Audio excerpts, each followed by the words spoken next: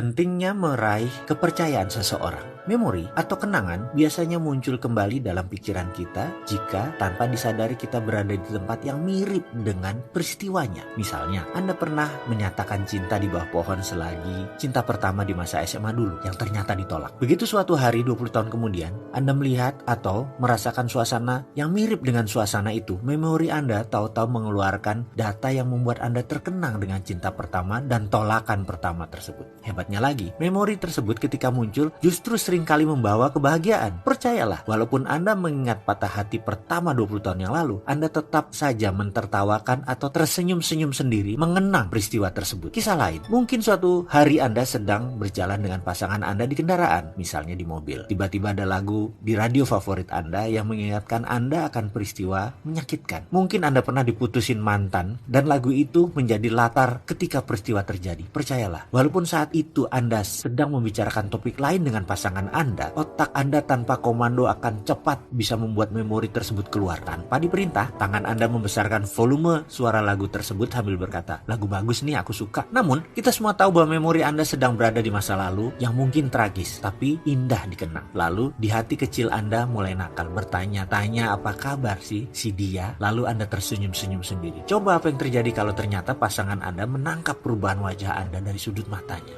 Sisa cerita ini Anda sendiri yang melanjutkannya ya, karena pasti beda-beda reaksinya pasangan Anda. Saya pun saat ini sedang masuk ke zona memori tersebut. Saya teringat ketika dulu masih di Balikpapan, sewaktu di SMP, ada seseorang mendekati saya di kelas. Dia memberi saya sebuah prakarya sekolah yang menurut saya bagus sekali, yaitu logo pendidikan Indonesia Tut Wuri Handayani dibuat dari triplek yang digergaji olehnya. Mungkin Anda tahu gergaji triplek berbentuk U, seperti celurit yang ada mata gergaji tipis menyambung kedua ujung U tadi. Cara menggunakan gergaji itu dengan tangan dan sisi ujung U yang lainnya ada di ketiak Anda. Sulit sekali melakukan pekerjaan dengan gergaji U tersebut karena bisa putus mata gergajinya yang seperti kawat tipis. Jadi ketika mendapat hadiah pekerjaan tangan tersebut, saya benar-benar terkesan. Seorang anak SMP melakukan pekerjaan itu mungkin bisa makan waktu bulanan karena triplek Tut Wuri Handayani itu ukurannya besar, hampir 1 meter. Semua huruf, semua lekukan gambar sayap, semua digergaji dengan halus. Sewaktu menerima hadiah tersebut, saya ucapkan terima kasih kepada pemberinya. Dia Ben Hur Panjaitan. Saya sebenarnya tidak terlalu kenal dia, namun kalau pulang sekolah, kami sering satu jalan dan dia tiba di rumahnya terlebih dahulu. Dari jalan raya masih masuk ke gang. Mobil tidak masuk, hanya motor. Kami beda kampung, dia lebih dekat ke sekolah. Ketika 10 tahun berlalu, saya sedang mengunjungi sebuah lokasi di Desa Colo, Kudus. Ada sekolah mirip dengan bentuk sekolah SMP Negeri 1 Balikpapan. Di sekolah saya dulu, tiba-tiba memori tentang Ben Hur terbesit di kepala saya. Yang kepikiran adalah apa yang dimaksud dengan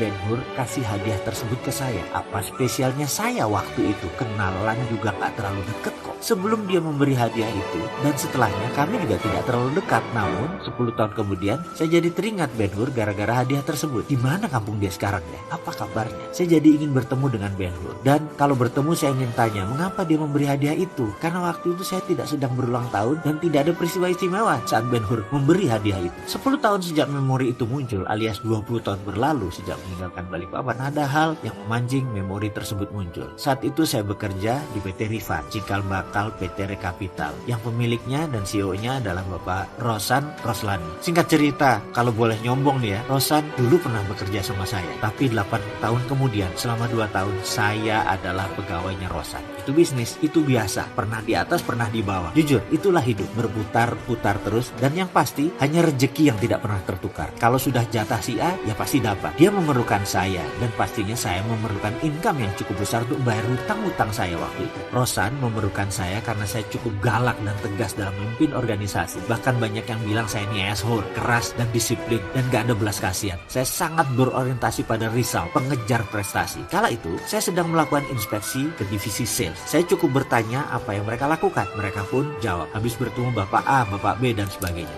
Maka saya bilang, coba telepon mereka lagi. Bilang saya ingin bicara. Mereka yang bohong atau tidak melakukan prospecting pasti panik. Beberapa orang tertangkap tangan bohong dan saya nggak panjang lebar. Anda keluar. Dan begitu juga ketika saya berbicara dengan Bapak A atau Bapak B. Ternyata mereka ketemu atau benar-benar mereka ketemu. Ya selamatlah posisi mereka. Sekali lagi, kalau mereka tidak bertemu atau tidak berkomunikasi, bahkan tidak mengerti produk perusahaan kami tanpa pandang bulu, saya pun bilang ke sales tersebut, sebaiknya kamu mengajukan surat resign sekarang daripada saya pecat. Kondisi kamu jelek di luaran. Saya tahu itu kejam sekali, tapi begitulah saya dulu. Kemudian Kemudian sampailah saya sebuah meja, lalu saya tanya kepada seorang sales bernama A. Saya nggak sebut namanya ya, tapi ini benar. Mana kartu nama orang yang kamu prospek hari ini? A dengan perlahan menyerahkan setumpuk kartu nama kepada saya. Ini Pak. Kemudian saya cek satu persatu. Lalu mata saya menemukan nama yang sangat familiar, Ben Hur Panjaitan. Masih dengan mempertahankan wibawa saya tanya, siapa Pak Ben Hur itu? Oh, dia pengusaha sukses Pak di bidang IT, kata A. Sulit bertemu dengan dia. Dia kontraktor IT utama di Pemda Jakarta dan lembaga pemerintah. Wah Pak, luar biasa Pak. Orangnya baik sekali, santun dan dipercaya banyak lembaga. Itu jawab A membanggakan. Orangnya namanya Ben Hur Panjaitan versinya dia. Saya tersenyum dalam hati.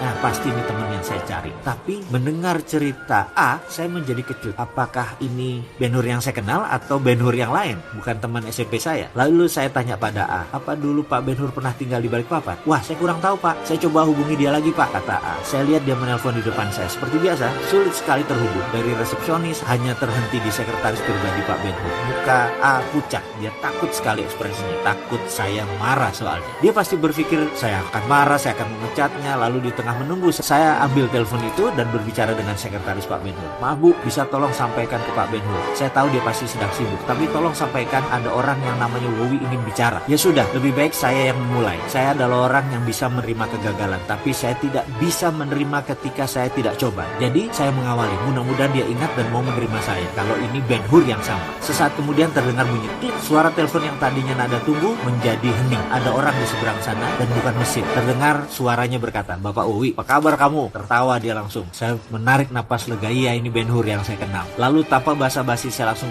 bertanya kapan dia ada waktu untuk bertemu. Dia jawab, hari ini juga bisa, jam makan siang bagaimana? Ketika tiba di kantornya di Bilangan Jakarta Selatan, ratusan monitor komputer IT berjajar dengan pegawai yang jumlahnya ratusan. Rasanya bisa dikatakan bahwa dia adalah satu raja IT di Indonesia. Bahkan di tahun itu organisasinya mengurus cyber security dan cyber defense lembaga pemerintahan. Perusahaannya sudah kelas dunia secara teknis. Begitu ketemu, untuk menuntaskan rasa penasaran saya pun bertanya mengapa dia memberi hadiah itu dulu kepada saya. Lalu dia jawab, Wi, gue lihat lo orangnya lain, gak banyak omong. Mata lo menunjukkan lo orang kreatif. Gue tahu lo bakal jadi orang sukses. Jadi kalau gue gak punya apa-apa di kemudian hari, pasti gue butuh lo. Jadi akhirnya saat itu gue memutuskan bahwa gue harus ambil hati lo, katanya. Lalu dia melanjutkan, walaupun mungkin kita dulu orang biasa-biasa saja, gue sudah bisa bayangkan jalan hidup lo ke depan. Dan lo tahu, Wi, puluhan orang gue invest seperti lo di masa kecil dulu. Dan investasi gue gak ada yang salah. Semua benar, semua pada sukses. Termasuk semua pekerjaan yang gue dapat, gue panen dari tebakan gue membaca masa depan sahabat-sahabat gue dulu. Mendengar cerita itu saya menjadi terdiam. Seorang yang santun dan pandai hati ini memang benar apa yang dikatakannya dilakukannya. Berinvestasilah untuk mendapatkan